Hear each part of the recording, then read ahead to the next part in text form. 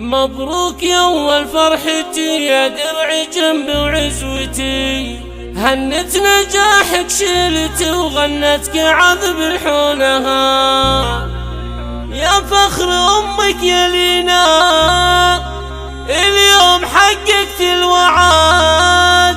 مبروك يا فل السعد يا عمرها وعيونها، يا عمرها وعيونها.